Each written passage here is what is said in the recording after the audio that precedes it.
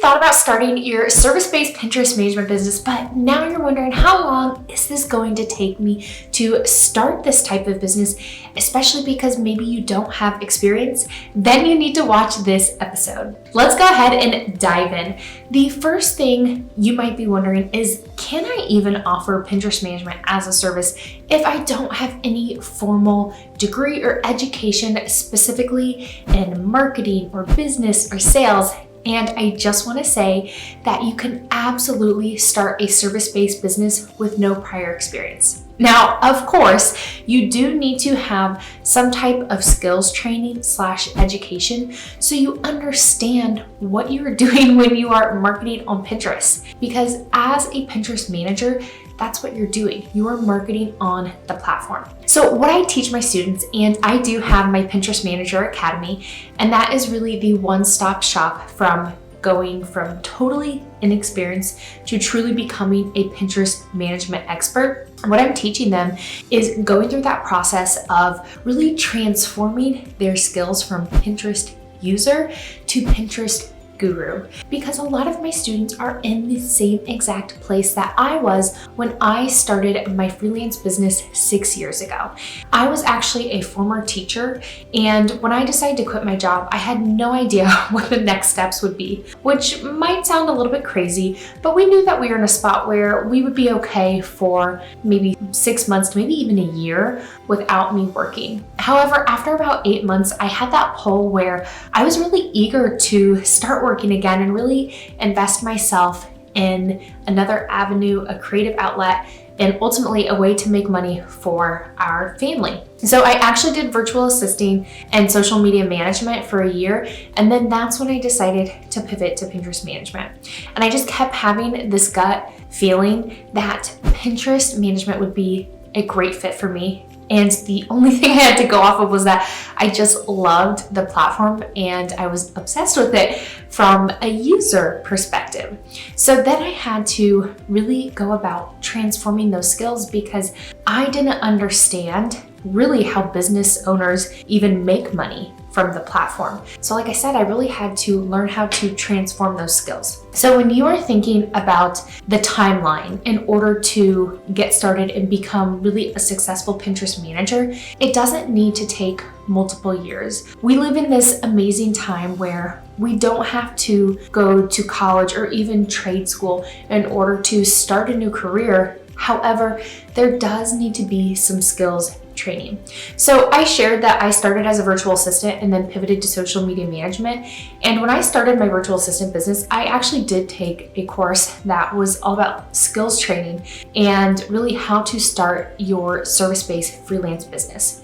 And it taught me a lot of amazing things, but it was more of an overview of freelancing in general and not necessarily as honed in on specific services such as Pinterest management. So I knew that was an option, but I didn't necessarily know the best place or resources to go to learn more about that specific service, which, to be totally honest, is why I went the virtual assistant route, because I knew I actually had a lot of transferable skills as a teacher.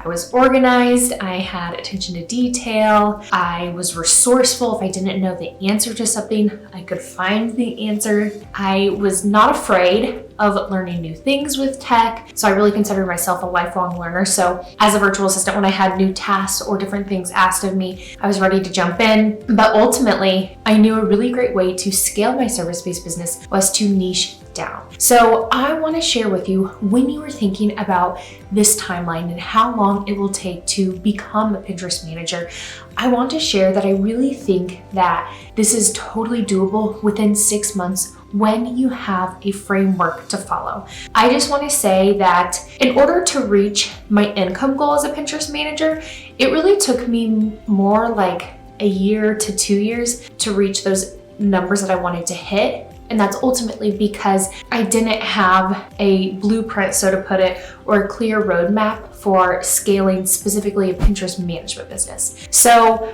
I remember thinking that in the beginning, I really just wanted to replace my teaching salary. And that honestly felt like a dream come true because I was able to stay at home with my baby. And I also was still making what I was before, and that felt amazing. But then I wanted to continue to grow, and I will say that the overachiever type A, so to put it, personality in me, I really wanted to continue to push myself. And I don't think that that's uncommon. I think that once we get a taste of entrepreneurship and experience a little bit of success, we're always looking for the next goal that we can hit. So I remember thinking that $5,000 a month as a freelancer, working from home, part-time hours, just sounded, that'll never be possible, and that's okay. I am happy replacing my teaching income. However, as I did start to land clients, I was getting them results. I had more people coming to me. I was getting referrals. I wanted to hit that 5K. And then I set my sights on 10K. So I started my freelance business in 2018. June of 2019 is when I started to dabble with Pinterest, so to put it. I hadn't decided that I was going full in on this specific service. I'd really built up a client base as a virtual assistant and offering social media management services that it was really hard for me to think about pivoting and just going all in on Pinterest. So I did start to do a little bit of Pinterest work for an existing client. And it was, let's see, by July of 2020, that is when I hit my first 5K month as a freelancer. And it was specifically as a Pinterest manager. So at that time, I was only working with clients and offering Pinterest management services. So in December of 2019, that's when I made the really tough decision to let go of any of my virtual assisting clients, any social media management clients, and I decided to go all in on Pinterest. So I shared with you, I want to give you this timeline because this took me 1 year to 2 years, and I have a lot of people who attend my trainings who are interested in becoming a Pinterest manager, and they're telling me an amazing goal 3 years from now would be to hit a 5K month or a 10K month. But I just want to say it doesn't need to take 3 years. It took me 2 years and I didn't have this blueprint, right? So when we're thinking about this framework that I created a framework so that it doesn't have to take you that long, that you can learn from my mistakes and really follow this much more straight path to success. So the first piece of this framework and really getting there much faster than 1 year or 2 years or even 3 years is deciding to niche down and specifically what type of business model you are going to have. So obviously, if you're interested in becoming a Pinterest manager, some part of you believes that starting a service-based business is right for you. And because I did do virtual assisting, social media management, and then shifted to Pinterest, that was essentially a whole year of my time. And I don't regret those decisions. I really believe that everything happens for a reason. And through working with those clients, building relationships, I learned so much. And I would not do any of that over again. But I will say, in that freelance course I took, I really learned that in order to scale your income, you do need to niche down. So I would say the first part of this framework is deciding that you are going to niche down on Pinterest management and you are going to put all of your energy into that one specific service. Because especially if you have no experience, you need to take all of your time, honestly, and energy and start developing those skills. And you can develop those skills really two ways. If you want to become a Pinterest manager and you have no experience, you can figure it out on your own through this little thing called the University of Google or YouTube, or you can learn from somebody who has already done what you want to do, has already worked as a Pinterest manager for multiple years. And that's where I come into the picture. I actually still do have a few clients that I serve as a Pinterest manager, but what I really focus now on is educating and training other people. I have mainly women in my academy, but I do have some men, and I'm teaching them how to transform those skills where they are the Pinterest user, but they want to become the Pinterest guru. And one thing that I share with them is we're not entertaining podcast management, virtual assisting, copywriting. We are focusing on your Pinterest management skills. So it's really important to niche down and really put your head down on becoming an expert in that one specific area. So once you niche down, really the second part of this framework is really focusing on that skills training. So like I said, this phase 2, you are either on the DIY route where you're figuring it out on your own, or you are going to learn from somebody who's already done what you want to do. Like I said, if you want to learn from me, I do have a free Pinterest Manager guide that you can download. And I also have a free training, and both of those will be linked in this episode so that if you want to grab the download or you want to sign up for my next free live training, then you can sign up for that. And you'll just learn more about starting this service-based business. And once you are developing those skills and you're starting to feel more confident in the services and the tasks you'll be completing as a Pinterest manager, that phase 2 is going to include getting testimonials and actually putting into action what you've learned, because that's really going to build a lot of confidence. Now, I don't tell people to go out and do a bunch of work for free. Now, yes, testimonial work is offering work for free in exchange for feedback, but I wouldn't recommend having beta clients. So somebody where you are taking over their account, managing it month over month. That is a really heavy lift and a lot of work, and it's just not necessary. Some of the things I share with my students inside the Academy for testimonial work would be doing pin design. You could do keyword research. You could do an account audit, some of those things where it might take you a few hours, and it probably will take you a few hours because you are a beginner, but you are getting so much experience and you're really helping that business owner a lot, and then they can give you real feedback based on your work. So I do not recommend taking over account, managing it for multiple months. I really believe that you are going to be able to put into action and build that confidence and also get feedback from business owners through doing, a little bit of lighter work. Now that you've done the testimonial, this is still part of phase 2. You need to work on getting that first client. And inside my academy, I have a lot of different strategies I teach my students for finding clients. And I actually have a full YouTube episode all about how to find clients for your Pinterest management business. And what you need to do is decide what strategy you want to lean into, and that ultimately becomes your most important work. And I find that sometimes with my students, they get distracted by things that, in the grand scheme of things, aren't really that important. And I always tell them, if you don't have a client, your most important job is to take the actions that will yield a client, whether that be through reaching out to people on Facebook, applying to things on Upwork, Indeed, or Fiverr, cold pitching, focusing on business owners you want to reach out to, build relationships with, and then ask them if they need help with their Pinterest. That is your most important work. And I will say one thing that does help my students a bit is I have a hire form on my website. So I will have business owners essentially complete that hire form. And then those are leads that I give my students, which is really helpful. And a lot of my students have gotten their first client from that hire form. So the phase 3 of really getting into offering this service and becoming an expert is focusing on your services and really building your expertise. And as my students do start to work with clients, they're quickly going to become much more confident in their skills because they are applying what they have learned. And then in that phase 3, you're really focused on building case studies, showing your proven results, because that then is going to help push you into phase 4, which is ultimately scaling your business. And when you're thinking about scaling, you're not working more to make more, you're increasing your prices because you are really becoming that Pinterest expert. And once you have case studies, you have proven results, you are no longer a beginner. You can say, hey, I can get you results on this platform.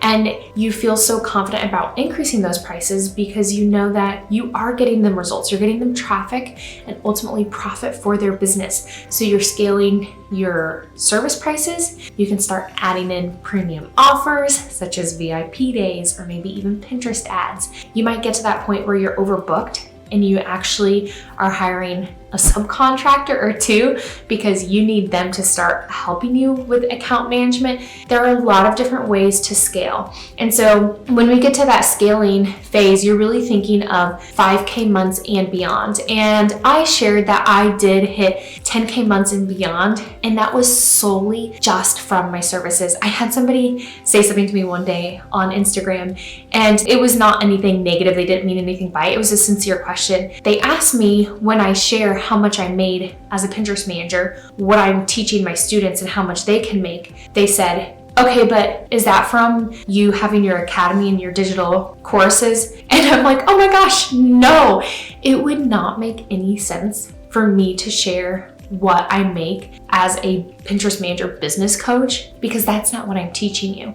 So when I say you can make 5K monthly as a Pinterest manager, you can make 10K monthly as a Pinterest manager, those were really huge milestones I hit just as a Pinterest manager. I didn't have any other courses. I wasn't offering coaching. I honestly didn't even do a ton of strategy calls. I would have like a one-off strategy call, and I would charge anywhere from $297 to $397 for a 1 hour to a 90-minute call. But that wasn't where my consistent recurring income was coming from. It was from serving clients. So just to kind of break that down so you understand where those numbers are coming from, that was just from working with clients, not affiliate marketing, not selling courses, not coaching, just from services. So I really want to stress that because I want to show you that it's possible to scale to an amazing income just from services. And if you love that business model, then like I shared, you might get to a point where you are overbooked and you don't want to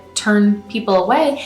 And then you can start to think about going that agency route. So there's so many different ways that you can scale, but I did want to explain that. So with these 4 different phases that I just shared, the whole point of this episode is how long is it going to take you?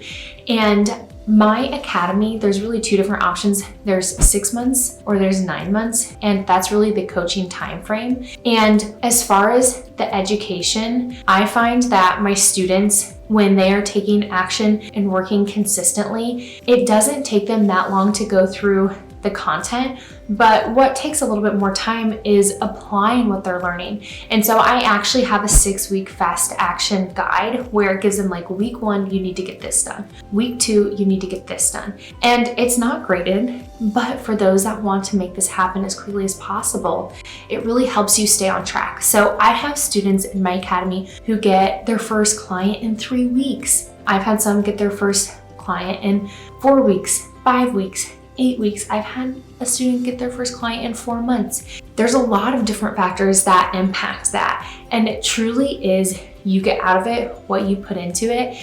And it's not that you have to spend 5 hours a day or anything crazy like that. The whole point of this is working part-time hours and making a full-time income.